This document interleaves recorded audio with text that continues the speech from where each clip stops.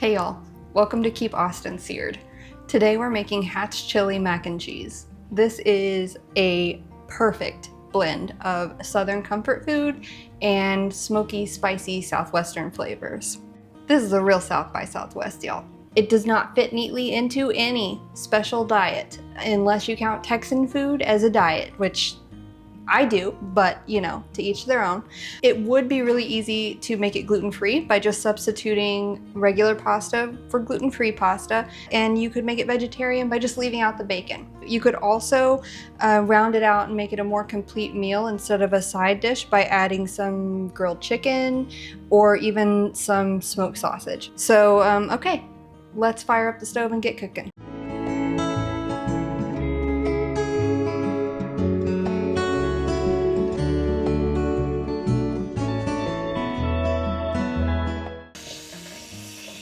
Okay, we want to make sure there's enough water for a whole bag of pasta. All right, let's get this boiling. Gonna add some salt.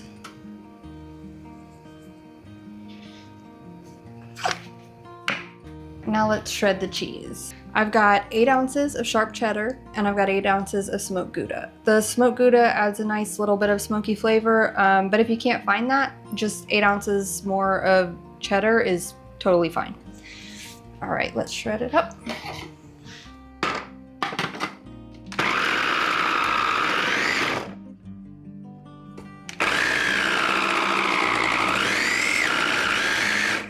If you don't have a food processor like this, first of all, I can't recommend it highly enough.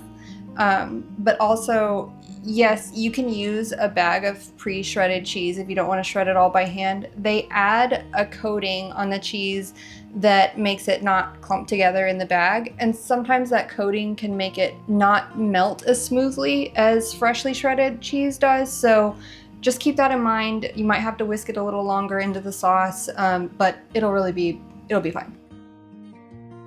Now the next step is we're going to fry 4 strips of bacon, and we're going to do it in the same pan that we're going to make our sauce in.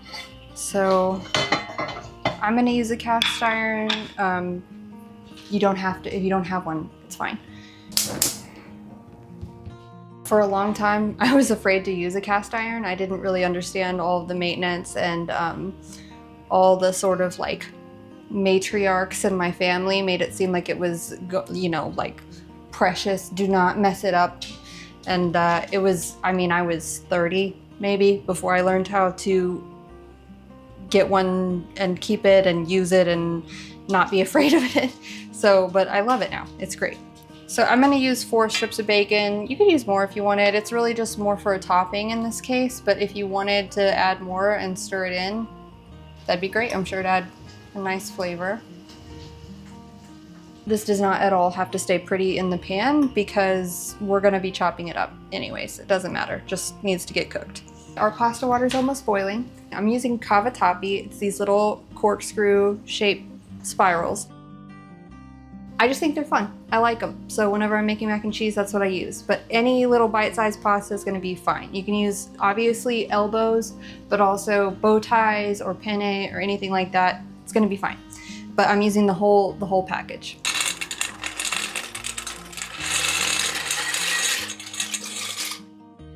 And we're gonna let this pasta cook for about 10 minutes. So keep an eye on the clock.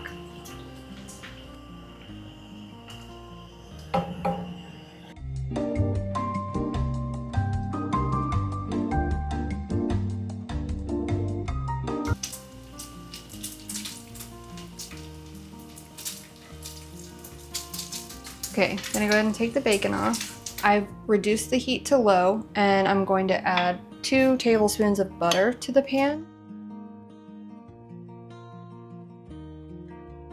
And now this is kind of optional. You could go with onion powder if you wanted. Instead, you could add like a teaspoon of onion powder, but what I like to do is I like to take a shallot and use a microplane. So this is sort of a fairly small clove of shallot. I'm gonna probably half to maybe the whole thing. I like to do it upside down like this so that the shallot catches on top. That way you can add all the shallot at one time instead of some of it being, you know, starting to cook earlier than the rest of it. Still gonna do it over the pan though, so that if it does fall, it at least lands where I want it. Use the butter knife to go ahead and scrape that off down into the pan. Got a whisk. This is my only whisk. I wish I had a better whisk to show you, but this is my only whisk right now. So we're going to get that stirring. We're gonna let the butter and the shallot, we're gonna let the butter and the shallot brown just a little bit. Gonna turn it up just a little bit. We don't want it to burn, and it could burn pretty easily, but we do want to get it nice and brown because that's just gonna add some good flavor to the final product. Okay, that's about where I want it. So now we're going to add 2 cups of heavy cream.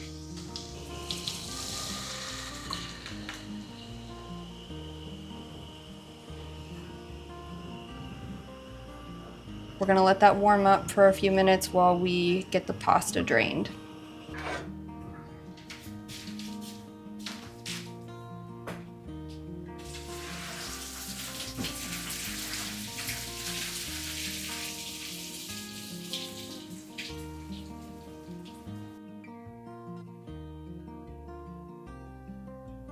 Before we add cheese, we're going to add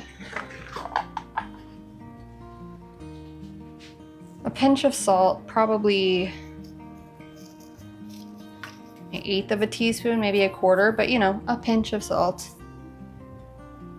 And also 1/8 of a teaspoon of cayenne pepper. This is not something that's too important. If you don't like it very spicy, it's fine. You can leave the cayenne pepper out. I really like spicy food, especially when I'm doing something kind of southwestern, so we're gonna go ahead and add it in. Okay, so we're gonna start adding our cheese. We're gonna add just a handful or 2 at a time. We're gonna reserve a little bit of it at the end just to sprinkle over the top before we're done. Okay. Just whisk it in.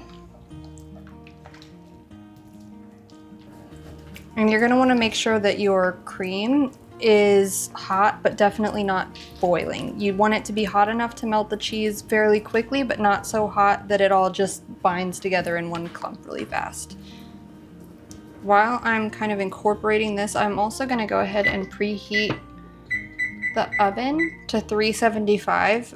We're gonna pop the whole finished product in there for just like 5 minutes at the very end to get the toppings kind of all together. And I'm gonna go ahead and cut the heat.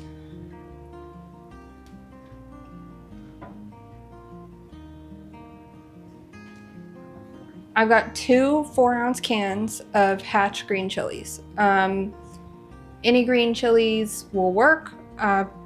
Obviously, Hatch, New Mexico, famous for having the good stuff. So here we go. 2 4-ounce cans of Hatch green chilies. I'm using hot, mild's fine. You do you. Just pour it all right into the sauce.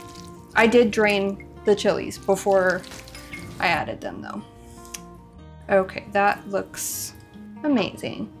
We're gonna set this aside for a second and we're gonna make some toasted breadcrumbs to go on top as well. Again, kind of a medium-low heat. Medium might be fine. I'm gonna use a little bit of any neutral oil. I like avocado oil. Any neutral oil is fine. It's probably a tablespoon. I've got a 1/4 cup of panko breadcrumbs. Not seasoned or anything, just plain. Put those right in there. 1/2 teaspoon of smoked paprika. Another little pinch of salt. Now we're just gonna stir it around, make sure the oil gets kind of incorporated into all of the breadcrumbs, and then let them get just a nice little toast on them. And that's it. It's pretty easy, but it adds that great, awesome, just little bit of crunch on the top. gonna go start mixing the sauce in with the pasta. Gonna go ahead and rip up the bacon into little crispy bits for the topping. We're gonna do the toppings now. We've got the leftover cheese that we didn't stir into the sauce. Gonna go ahead and just pour that right over the top. Bacon.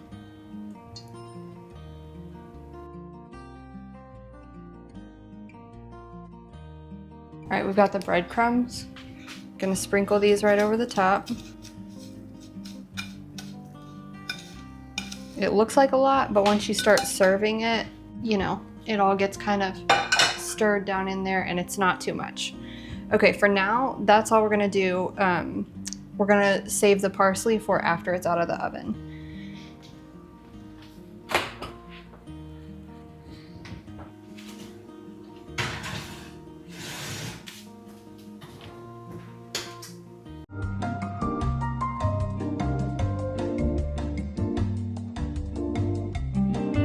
Time to take it out of the oven. It's been in there for about 5 minutes.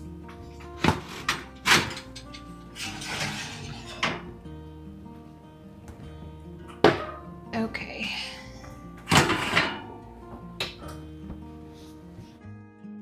Now we're going to go ahead and add some parsley on top.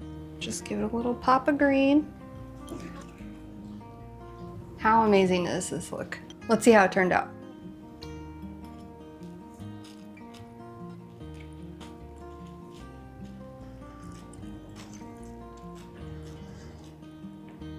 So good. So good. The Hatch chili is such an amazing addition to mac and cheese. The cayenne pepper kicks it up a notch. The crunchy breadcrumbs on top. Just, I mean, it's great. I'm gonna eat this whole bowl for sure. I think we did it. I think this mac and cheese is 3 out of 3 all rights. This mac and cheese here is all right, all right, all right.